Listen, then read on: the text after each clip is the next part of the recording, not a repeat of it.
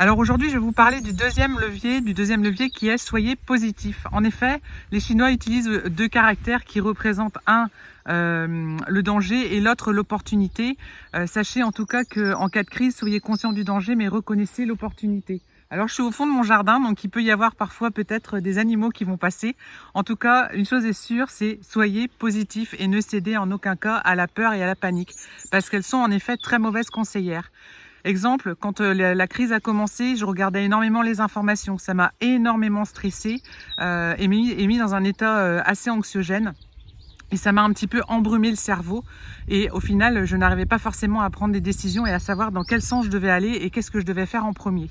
En tout cas, ce qu'il faut faire, c'est aussi rechercher des petites victoires à la journée ou des petites victoires en fonction des heures. C'est aussi de pourquoi pas aller faire un tour dans son jardin comme moi aujourd'hui ou d'aller vous promener puisque vous avez le droit en tout cas de vous promener à environ 2 km de chez vous.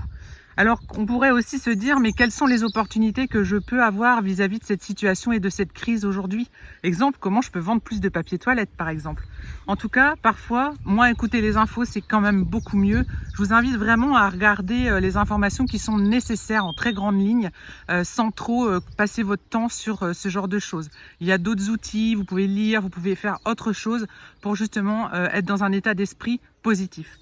En tout cas, soyez un leader, restez focalisé, restez focus sur ce que vous avez à faire aujourd'hui et sur ce que vous aurez à faire demain.